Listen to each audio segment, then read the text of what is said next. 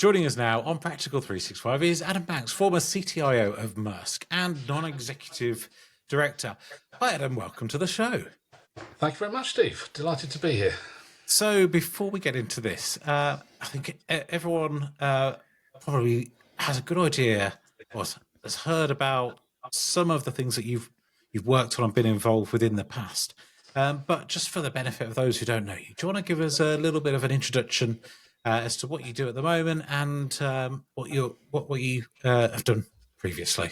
Certainly. So at the moment, I've got a portfolio. I've always wanted to be in a portfolio career all the way through my executive career, and I've been doing portfolio work now for about 5 or 6 years. Some household names, so companies like TSB, Thames Water, Rio Tinto, that people would recognise, and a number of smaller businesses. I also chair a couple of businesses, one a fintech startup, the other a charity for neurodiversity, as I'm equally neurodiverse. Ah, interesting. Now, within your previous role, you've had a lot of experience. You and I, we spoken. I've had the privilege to actually stand on stage with you at the Gartner conference, and we got to talking and looking at now what is happening in the world, especially when you look at cyber. You know, large organizations, even right now, some of the well-known British shopping organizations are under attack. We spoke about this, but you know, from your experience, how should organizations look at cyber and what should they focus on from your perspective? So I'm a big fan of the NIST framework, so I'm going to use NIST references throughout just to make it an easier conversation and keep the shorthand commonplace. But for me, with what we've seen over the past decade or so in terms of rise of nation state and sort of more advanced threats as opposed to the traditional criminal threats, the importance of detection and response is up there.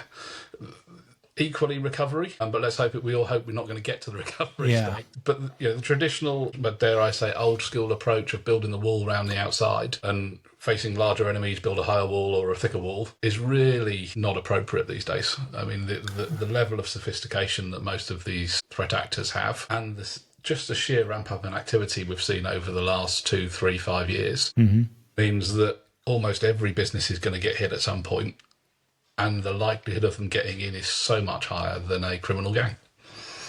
Yeah. So, you know, IT departments are always struggling to get the attention of usually their bosses and their bosses' bosses when we are talking about funding, when they want to implement certain projects. Mm-hmm. You know, after a cyber event happens, all of a sudden budget galore, and you know, why didn't you ask before? But from your perspective, having IT departments always asking and focusing on cybersecurity, what is the language potentially that these architects or infrastructure directors should use to actually get the attention that they require, especially since nowadays identity is so much more in focus. Hackers don't really go out there and break in anymore, try to penetrate the firewall. They'll just try to phish someone, which they find on social media or you know, large networks, and then actually try to phish them to get their username and password. So from your perspective, how should they go about this? So for me, the first step, and this is true of technologists and finance people in most organizations I work with, is a mindset change. What I have come across for most of my career is what I used to call the technology victims. And what I mean by that are the people in tech who are doing stuff knowing it's not going to work. And then when something goes wrong, they go, yeah, well, we knew that would happen. And you know, they're just creating victim mentality in their own organisations. I can almost imagine like the faces of various people I've met and listeners to this podcast who, like, yep, that's me. But well, I'm not sure why finance and technology attracts that mind, but it does. And so for me, the first thing is that switching that mindset, almost to the extent of saying you own nothing. So in terms of risk, as a technology organisation, you own nothing. And therefore, if you're suffering from not having the investment or having to live with risks you don't think are healthy, find someone to accept them. If you can't find someone to accept them, just having the conversation 9 times out of 10 changes the direction of travel for the organisation. If, for example, the CHRO won't sign off on the fact that he owns the phishing risk, because he owns the people and therefore the culture, why should technologists go, okay, well, we'll own it then? I mean, I did notice from reading some of the the articles that you've written, that there's almost a complicated process that could, I imagine, take months or years in some organizations to get the right level. I mean, people have been on about the CIO being on the board for years, but by getting a board level IT literate or IT expert to give that advice, it sounds like that's a great thing to have, but many organizations just don't have that, do they? Well, I talk a lot about adult to adult conversations, and I'm amazed that when you talk to, I mean, I've had some big organisations, some of the people in those organisations have been fabulous, and the stuff they do at the weekend blows your mind in terms of the National Scout Leader or something really sort of unexpected. So outside of work, they are the most adult you're going to come across. They're looking after hundreds or thousands or tens of thousands of other people's kids and the wellness thereof. Yeah. And then they walk into the office and become this 4-year-old child that wants to look to someone else to tell them what to do. And so for me, it's about somehow stopping that change at the front door and making sure that we all arrive at work and have adult to adult conversations. I can tell you what I can fix. I can tell you what I can't fix. And if I can't fix this, it's not my risk to accept, it's yours, is a perfectly reasonable dialogue for anybody in any organisation to have. Yeah. And I think we choose not to have them because we believe that the organisation would prefer we went away and tried to solve the problem. And in reality, that's not true. Particularly, a board of directors has only one right under UK law, and that is the right to be informed. Okay. And so they're expecting to know, they're expecting to have the conversation, and they'll live with the fact that some of the conversations don't end up in an answer. Now, both Steve and I, we deal with many resources, with many organizations. For instance, I have to go out and actually position our products in the market. And I come across organizations that are multinationals, that are set up with holdings. You have a mother organization, take, for instance, some of the German car manufacturers. You have the mother organization with all the separate brands. Each brand is autonomous. Many of these organizations, and not just automotive, but any industry that have multiple brands associated, try to have a central IT department, but organizations then in themselves are autonomous. So you have to, the challenge of having a central IT, but having CIOs, having infrastructure directors that can make their own decisions. And now you're trying to implement a cybersecurity strategy that the IT department is trying to implement. I've had occasions where we were able to prove that within Active Directory and Entra ID, for instance, there were enterprise administrators associated with everyone, with the group everyone. So basically everyone had the highest rights. Organizations then said, oh yeah, that is a real challenge, but we as IT, we cannot make this decision. And all of a sudden you come into a huge security challenge where it is obvious that things need to change, but because they are so decentralized, or because there is so much politics involved, no one is willing to stick their necks out and be the dictator that they actually have to be and say, listen, you need to make this change. I know that many of our audience actually face this challenge as well. How do organizations deal with it, and how would you recommend they deal with it?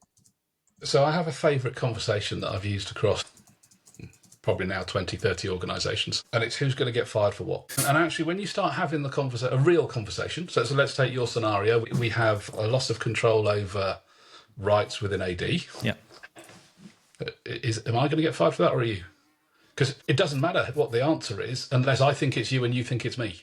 And then that's a real problem. And so just starting this conversation and actually exploring it, okay, who is it that we think collectively is accountable for that? And once you arrive at the answer, you've almost solved your problem, because that person then has to have the decision rights to fix the root cause of the issue. Yeah, but they'll just hide behind umbrellas, basically saying, yeah, but all the brands are autonomous. So even though the IT department can make a change with one click, then they go, yeah, but we don't know why this is the way it is. And oh my God, if we change it, we might actually bring production down. So again, there is the not knowing what the consequence will be for the change, and actually hiding behind, well, every brand is autonomous and, they have the right to make their own decisions, and no one makes a decision. If we drill into it, that person that's saying, okay, I accept I'm accountable for making that change, but I'm not going to make it, do they also believe they're then going to get fired for downtime in a brand?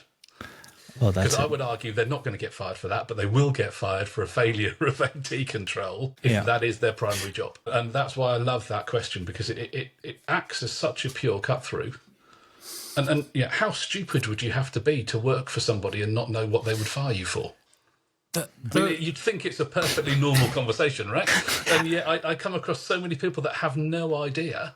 Yeah. Equally, they don't know what their boss is going to get fired for. It's quite a common thing, because there's a lot of people who think they won't get fired for any of the bad things happening, especially in certain types of organisation. When you talked about some of the customers, organisations you've worked with, I can think of a few where nobody wants to be accountable for anything, and they'll just sort of pass the buck around, which doesn't seem right, in itself, right? And so I've stood on stage in front of thousands of my own staff and said, okay, here's a question. What do you think I'm going to get fired for? Yeah. And as the group CIO running a couple of billion a year tech estate, the common answer is downtime. You go, really? Why have I got head of ops? Yeah, because I think he's getting fired for downtime, and I'm further up the tree than he is. So if that's what I'm thinking, then that's probably closer. And it can be really enlightening when your whole tech team understand that the CIO is going to get fired for the wrong strategy or creating the capabilities that don't lead to the strategic outcome you've said you wanted. And pretty much that's it. It's an interesting one because people don't often really end up getting fired for those things, because I've worked with organisations and they probably should have been fired for the way that they were managing IT before the disaster struck. But the disaster struck and now they're the heroes. So I come from when I look at Visa, for example, when I went into the CIO role, my 7 predecessors had all been fired for downtime. The longest downtime was 15 seconds. Wow. So it was very clear there and actually that was the company I had the conversation in related to, I'm not going to get fired for downtime because I've got someone that does that. Yeah. So maybe I'm coming from a different experience where there was a lot of accountability. Yeah. But equally, there was a lot of transparency. And the transparency came from having plain English conversations, from people in executive committees and in the boardroom, laying out, this is where we are today, this is where we want to be in the future, this is the problem in getting there, and I need to share that problem with you because I can't fix it. Yeah. I mean, that would be one approach to your AD as an example. If you were to have that conversation and say, I don't know who is accountable, I don't know who gets, but it's not me. Right, let's be clear. It's not me, it's somebody else. That would spark sufficient concern at an exec or a board level to start doing something about it. Okay. So it all goes back up to the board, and it goes up to the exec level, and that could be that it may not be people getting fired as such. The targets or rewards not being aligned to what the organisation wants and is expecting from them. Or actually, we genuinely might accept the risk. But then we've understood it, we've processed it. The degrees of freedom that come from it are worth $4 billion a year. The potential downtime we think is 4 months if it goes wrong. It's an informed decision. Yeah. And so the best we can hope for as technology is informed decisions that align the activities of the organisation to the strategy of the business. And by taking too much on, personally and functionally, basically we break that alignment. And so for me, it's about creating the clarity and transparency, speaking plain English. I can't tell you how many CIOs I've seen walk into boardrooms and want to share why they've done a fantastic job because it was so hard. And I just want to sit there and say, nobody cares. Yeah. What have you enabled? What can we now do as a business that we couldn't do before? Where's the value coming from? And if you can tap into that dialogue, it's really rich. So for me, it's just that adult to adult switch, the sort of taking accountability and being wholly accountable for what we really are accountable for, and not allowing other stuff to be pushed onto our plate. So I was going to ask at the end, you did mention your neurodiversity earlier on, and although we're going to ask the question anyway, I've got ADHD, my daughter's got ADHD, and it did strike me when I was rereading the questions that perhaps that has something to do with it. But how do you context switch when there's a disaster and suddenly you're in there and you're leading people through the fire to the other side, and then going back to being a portfolio non-exec director? How do you go between those two sort of roles? So there's actually 2 questions in there. How'd you go in and how'd you get out? And the answer's different to each. Going in's really easy. Now, is this part of my neurodiversity? I genuinely don't know. So I have autism. I'm diagnosed with autism. I believe I have ADHD. My son has ADHD and autism. My daughter has autism and ADHD. So there's a fairly high likelihood I'm going to have both. Yeah. I was on the Royal National Lifeboat Institution lifeboat crew for 6 years. So crisis is something I spent a lot of time around. It was one of the busiest stations in the country. So I think there's an element of practice. I've had a lot of practice at that, but I don't know. Again, I was attracted to that at 18. Was that because I was a neurodiverse aspect to it, which pulled me in? No idea. The getting in, let's talk about that first. When something catastrophic happens, be it cyber, service outage or something else, I can guarantee you no one is going to be fighting you to be the one that's on point. Okay. Pretty much everybody runs for cover. So taking control is dead easy, because the moment someone steps forward, everyone else steps back, because they've now offloaded all of that personal risk of getting it wrong onto you. Okay. So are you a person that thrives under that sort of emergency and pressure? No. If you spoke to my team, they would almost... So they used to describe me as having a leadership style of extreme accountability. They knew what they were accountable for, and they knew what would happen if they didn't deliver it. They knew I was there to support them, but I expected them to manage me, not me to manage them. Okay. And that was the way we actually operated in a crisis. So I was the king coordinator. Yeah. I did nothing. So that wasn't my role. So it's not as in did they say, we need this, Adam? Can you facilitate it and coordinate it for us? Sorry, say that again? Did they, as in you're there to make sure that they've got what they need and coordinate everything around them so it's not chaos? And I was then providing a governance structure. We had 8 work streams. If I talk about the Merck attack, we had eight work streams during that attack. Each work stream was wholly independent. So there was a leader of that work stream. There was actually 2, because we had 2 shifts running. I got them together 4 times a day as all 8. So the leaders of all 8 got together, and I gave them 5 minutes to update everyone else on, where are you? What did you say you were going to do last time that you've not been able to do? What are you going to do next? And what support do you need from the rest of the room? That was it. I don't want a conversation on why we're not there, because that doesn't matter. I don't want a conversation on what's hard or what doesn't. Just give me those. And we forced that dialogue such that we could all move forward in a coordinated fashion. But if you think about it, my contribution to that is nothing but structure. I used it because, being in there, I had the knowledge then of all 8 to manage the rest of the business and the rest of the exec. When we met, it would be, here's the collective update, here's what we're doing, here's where we're going. But no, I wasn't the tip of the spear, if that's the right word, in terms of solving the problem. But the calm voice that's pulling it together, keeping everyone on track, so it doesn't providing fall some apart. challenge, some hope. I would equally hope. So I'd say getting into it's easy. And it's just a case of knowing. I was trained in financial services crises, and quite extensively trained in terms of every quarter for years. I was involved in real exercise, full day sort of length exercise with all sorts of random stuff thrown at us. Again, that gives you something to fall back on when the unexpected happens. And that's the sort of go to the DR provider where they've got all the desks ready and team from the financial services company, they come there. That sort of traditional sort of thing? No, this would more be phoned up at 6 o'clock in the morning, say, don't go into the office because it's under attack. Go to real a life secondary data centre or something.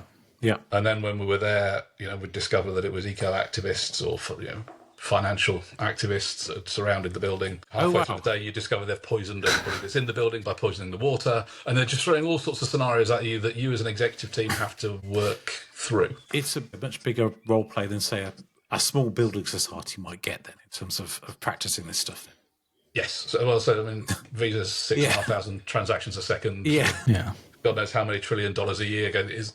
Yeah. And the banks actually offload their processing to Visa. Yeah. And the banks are doing maintenance. So Visa is, if you like, the processor of last resort. 0 downtime, 100% availability, all of that challenge. So we really did have to prep for that kind of thing. The more interesting bit is, how do you get out of that position? Exactly. Because, and if I take Merck, I ran the recovery, technically, the crisis management team I was the chair of, and in essence, I had the authority over the whole company for about 6 weeks. As you're starting to stand back up on your feet, let's face it, in a global business, parts of the world, different parts of your process landscape are getting back to normal at different times. it makes less sense to have one person in the middle of the spider's web making all the choices. Yes. But you can't not have that because some of the other areas aren't yet ready to go back to normal operation because they haven't got the capabilities and the processes they normally have. Yeah. And so I would say getting out of the situation is much more difficult. If there was one thing I would like to do a bit more rehearsal on, it's how do you come out of that as smoothly as possible? Because I don't see any other way than it being a 2 or a 3 week transition period. Yeah. Where during that 2 or 3 weeks, some decisions are being made collaboratively, some decisions are being made authoritarian style. So yeah, it's an interesting one. So it ends up in a bit of a slow burn where you've got to sort of feel your way through by seeing how the business is recovering in different areas. But how do you know it's over then? The main part of it where you've got to control this is actually over. So we didn't have in shipping important business services like they would have in financial service, but you learn pretty quickly there's some important ones from the collection that aren't available. And we identified a couple of dozen, not ahead of time, but during the event where you go, these are the important business services. We have to be able to take a booking. We have to be able to manage operational execution. So we need to know where cargo is. We need to be able to do ports and customs and all the other bits and pieces you need to do. And so over's a strange word. We focused on production, and at 10 days we had all essential capability back at 30% capacity. At about 4 weeks we had 100% capacity for all essential capability. But I'd question, is that over? What we did at that mark was actually stood most people down from working 20 hours a day because we were able to service our customers effectively again. But then there was another 2 to 3 months of rebuilding all your change systems, rebuilding all of your test systems, all of the other bits and pieces that you're not going to do 24/7 in terms of breaking people to make happen. And so end to end, you're talking sort of 4, maybe 5 months, but I'm not sure where you would call the end. Yeah. The chairman called it at 9 days. He basically said, 9 days, we're servicing customers again, I'm happy. And then how do we protect ourselves from this happening again? And then doing a whole load of changes then after that to do at least some base remediation then.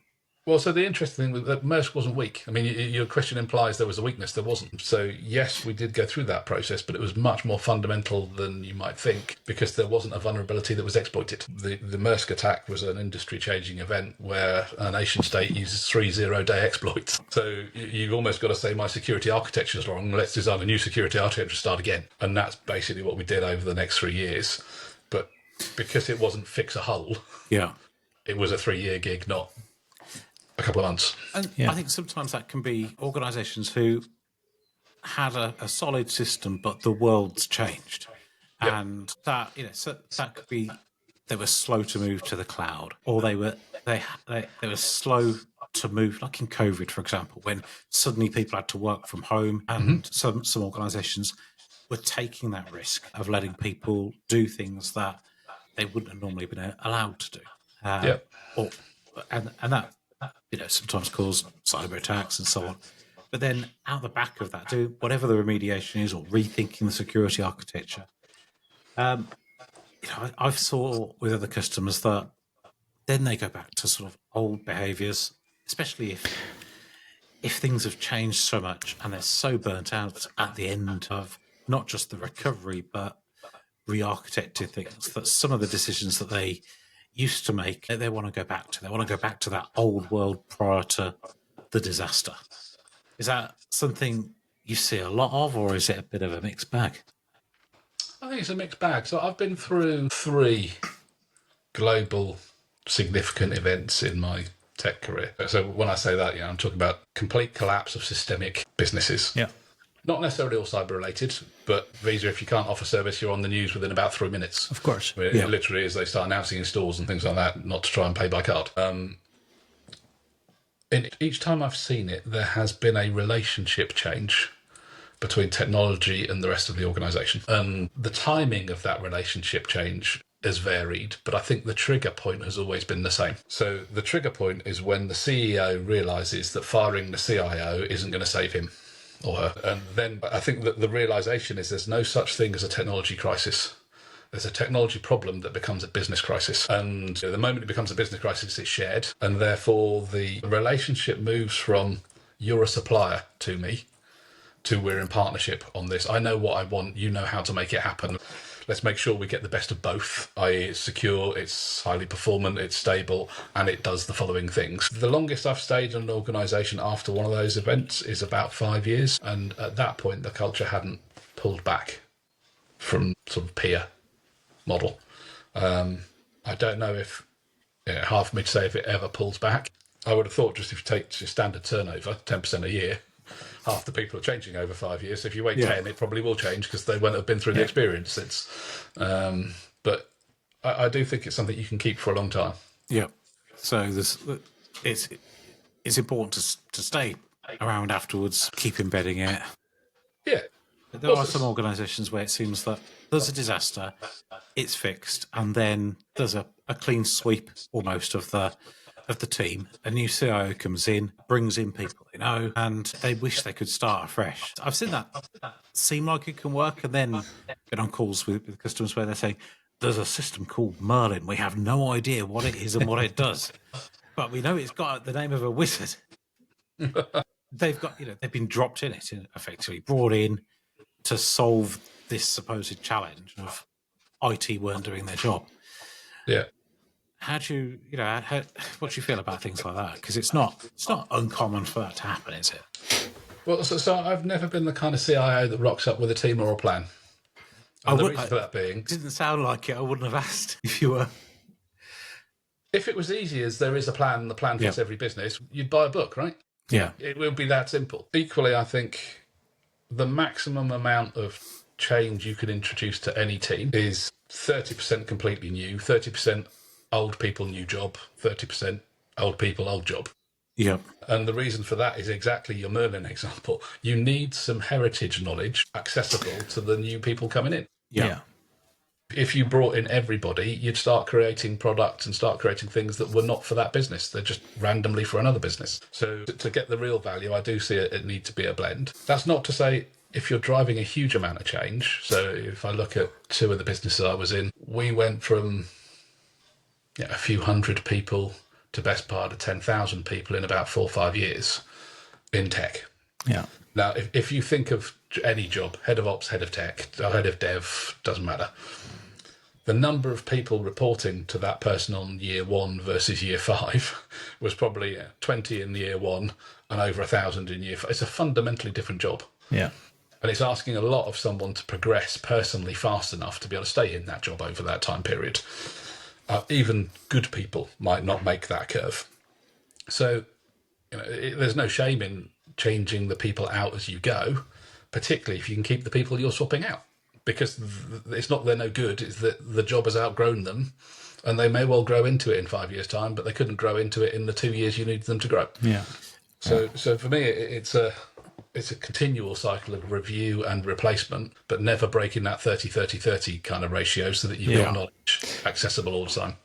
I think that's a very smart way of approaching it. Of course, many organizations looking at their identity, looking at Active Directory, are challenged with the fact that the skilled labor is kind of deteriorating. People are leaving or actually retiring. And so it is essential to keep that up. But when we wrap up this conversation with you, Adam, with all your experience, with all your knowledge that you've gained over the last 30 years in your field, speaking to our audience, what would be 1 or 2 things that you would recommend anyone to do, especially when it comes to technology, running an IT team? What is it that you from your experience would say, this is something I wish someone told me 30 years ago when I got into my job? What would that be? So I think I've been one of the luckiest people on the planet in that I had people that did tell me on the way through. But there were a few nuggets there that I got told that made a fundamental difference to my career. Number 1, someone invested 16 hours or so with me, which doesn't sound like a lot, but the 16 hours was focused on basically what do you want to be when you grow up. And the way we phrased it was we looked back at my past and wrote the story of how you got to where you are today. Yeah. And then they challenged me to continue the chapter. And where is it you're going to continue to? And that was the age of 28. And at that point, I knew I wanted to finish my career in a portfolio role. Wow. from that exercise, that's what it led me to. Yeah. And the reason I say that is what I was then able to do every time I had an opportunity was go, does this take me closer or further away to where I want to be when I'm 50? Yeah. And so that, I'd say spend some time thinking about that, because it is absolutely invaluable. And then the second is I get really frustrated with our HR colleagues, because in most of the businesses I work in, HR refer to leaders as people who have people. And so it's congratulations, you've just become a leader. And it's how the hell did that happen, right? Magically overnight, someone's just acquired all the skills to... They're not a leader, they're a manager of people, and they're distributing tasks and they're doing the stuff that they should be doing. Leadership's a fundamentally different muscle. Yes. And I would argue that it isn't a level thing. It is true that the maximum number of people you can manage is fairly small, 200 to 300. Above that, you have to lead. But up to the 200 to 300, everything is a choice. You can be 80% leadership, 20% management, 80% management, 20% leadership. Doesn't matter. The reason I think that is so relevant is the reality is the best ideas very rarely enter the room in one person's head. Yeah. When you're wanting to make a decision, when you're wanting to create the next architecture of your landscape or your identity or authorization landscape, it's unlikely that you, Bastian, walk in, Steve and I sit down, we talk for an hour and decide you've got it right, great, let's walk out. Now, if you genuinely accept that, and I do, I really believe that the smartest person's not in the room, then you need to find ways to get them to be providing the answers while you're asking the questions, not the other way around. And management is about you giving the answers to people that ask questions. So how do you tap into the wisdom of the crowd? Yeah. I would argue it's developing the leadership muscles that reposition you in that space. And when you're going through that sort of process where you're trying to find the smart people, rely on them and give them, I guess, lift them up for being who they are. How do you deal with like the political stuff that goes alongside that as you go up through an organisation?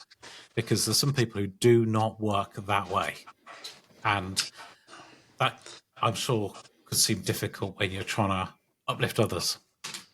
So to start with, I mean, as in take any organisation, the first steps are easy because you're doing what you're doing by creating space for others in your world. So that's a personal choice. Anyone else wants to reach into my world, let's have a conversation, because there's a reason it's my world. Someone said I was accountable for it and I'll get fired if it goes wrong. So quite frankly, bugger off, let me do what I do. When that progresses, two things have changed. One, you've got people you've recruited to the cause.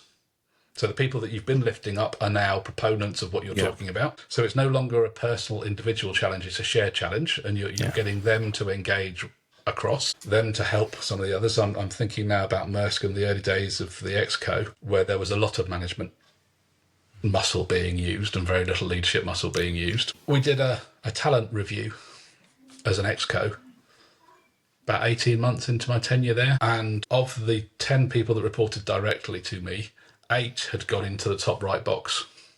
So it'll be...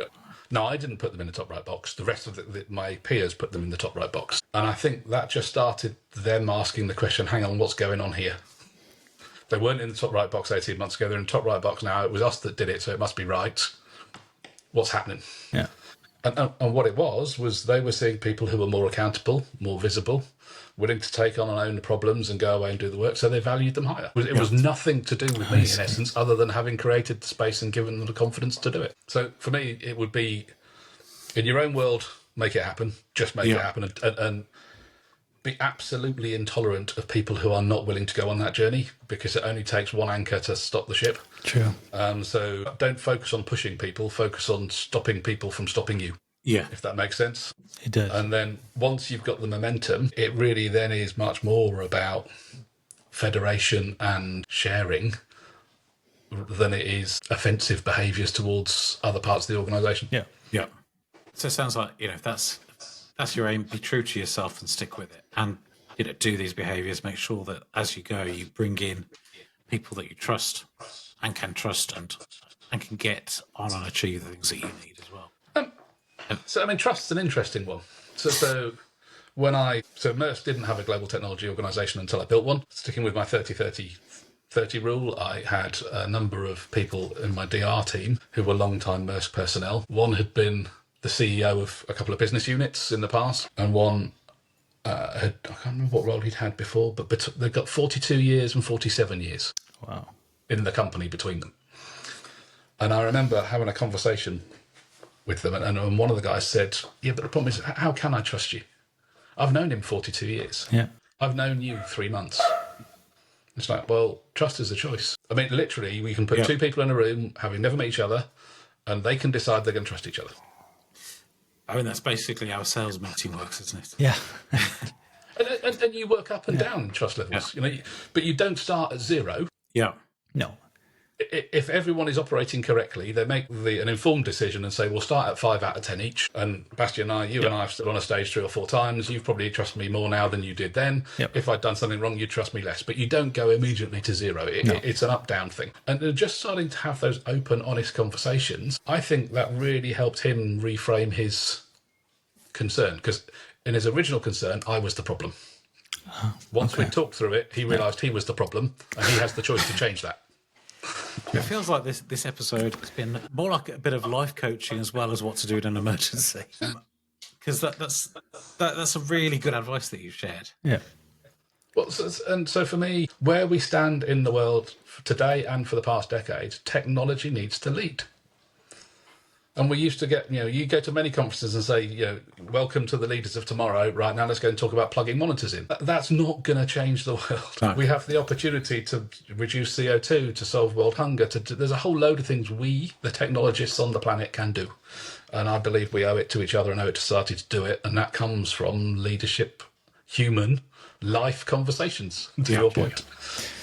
Well, thank you so very much for joining us, Adam, today. It's been so insightful and such a pleasure to have you here as well, and actually share all the things that you've done over the years. And this is just a small tip of the iceberg. So thank you so much for the time you spent with us. Steve?